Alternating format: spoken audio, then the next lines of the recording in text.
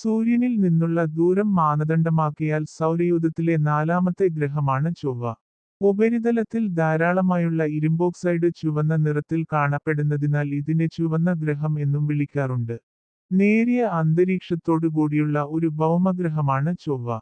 ഉപരിതലത്തിൽ ചന്ദ്രനിലേതു പോലെ ഉൽക്കാഗർത്തങ്ങളുണ്ടെന്നതിനു പുറമെ അഗ്നിപർവ്വതങ്ങൾ, താഴ്വരകൾ, മരുഭൂമികൾ, ഭൂമിക്ക് സമാനമായി ധ്രുവങ്ങളിൽ മഞ്ഞുപാളികൾ എന്നിവയും കാണപ്പെടുന്നു.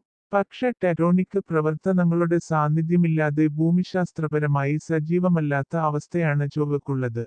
ഉപരിതലത്തിൽ ദ്രവജലമുള്ള ഗ്രഹങ്ങൾക്ക് മാത്രമേ ജീവന് വികസിക്കുവാനും നിലനിൽക്കുവാനുമുള്ള ചുറ്റുപാട് പ്രദാനം ചെയ്യാൻ സാധിക്കൂ എന്നാണ് നിലവിലെ അറിവ്.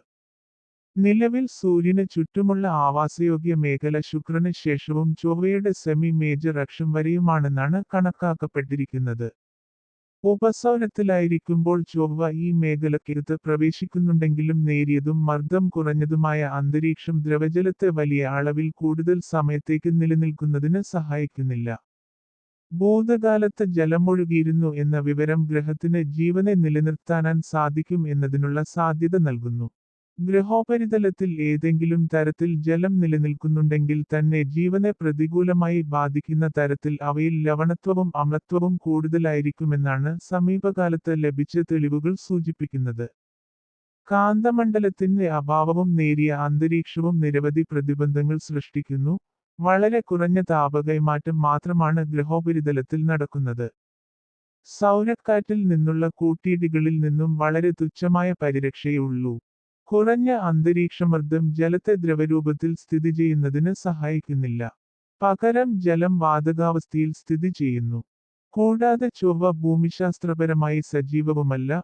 അഗ്നിപർവ്വത പ്രവർത്തനങ്ങൾ നിലച്ചതുമൂലം ഗ്രഹാന്തർഭാഗവും ഉപരിതലവും തമ്മിലുള്ള ധാതുകൈമാറ്റവും നടക്കുന്നില്ല.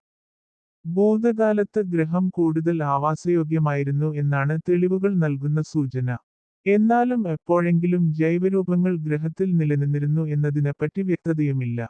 1970കളുടെ മധ്യത്തിൽ വിക്ഷേപിച്ച വൈക്കിംഗ് പേടകങ്ങൾ അവ ഇറങ്ങുന്ന സ്ഥലങ്ങളിലെ മണ്ണിൽ സൂക്ഷ്മ ജൈവരൂപങ്ങളുണ്ടോ എന്നറിയുന്നതിനുള്ള ഉപകരണങ്ങൾ വഹിച്ചിരുന്നു. ജലത്തിന്റെയും പോഷണങ്ങളുടെയും സാന്നിധ്യത്തിൽ ക്ഷണികമായ കാർബൺ ഡയോക്സൈഡിന്റെ വർധനവ് പോലെയുള്ള ആശാവഹമായ ഫലങ്ങളും അവ നൽകുകയുണ്ടായി.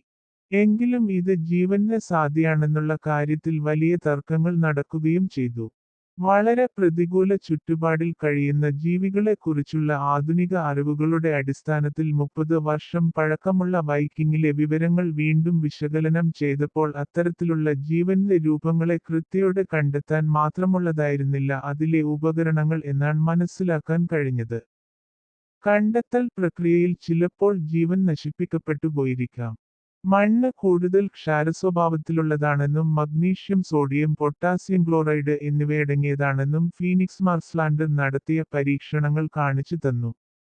മണ്ണിലെ പോഷണങ്ങൾ ജീവനെ പിന്തുണക്കുന്ന തരത്തിലുള്ളതാവാമെങ്കിലും വലിയ അളവിൽ വരുന്ന അൾട്രാവയലറ്റ് കിരണങ്ങളിൽ നിന്നുള്ള സംരക്ഷണം അവയ്ക്ക് ലഭ്യമായിരിക്കേണ്ടതുണ്ട്. ജോൺസൺ സ്പേസ് സെന്റർ ലാബിൽ പരിശോധനയിൽ ചൊവ്വയിൽ നിന്നുള്ള ഉൽക്കാശിലയിൽ കൗതുകമുണർത്തുന്ന രൂപം കണ്ടെത്തിയിട്ടുണ്ട്. ഉൽക്കാപതനഫലമായി ബഹിരാകാശത്തേക്ക് തെറിച്ച ഭാഗത്ത് ഭൂതകാലത്തെ സൂക്ഷ്മജീവിയുടെ ശരീരം ഫോസിലായിത്തീർന്നതാവാം. 1.5 കോടി വർഷങ്ങളുടെ സഞ്ചാരത്തിനു ശേഷം അത് ഭൂമിയിലെത്തുകയും ചെയ്തു.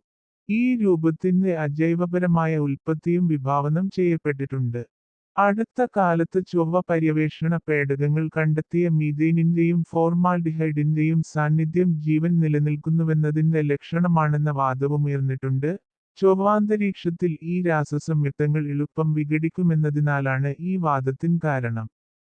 സെർപെന്റൈനൈസേഷൻ പോലെയുള്ള അഗ്നിപർവ്വത അല്ലെങ്കിൽ ഭൂമിശാസ്ത്ര പ്രവർത്തനങ്ങൾ വഴിയും ഇവയുടെ പുനരുൽപാദനം നടക്കാൻ സാധ്യതയുണ്ട്. വീഡിയോ ഇഷ്ടമായാൽ ലൈക്കും ഷെയറും ചെയ്ത് സപ്പോർട്ട് ചെയ്യുക.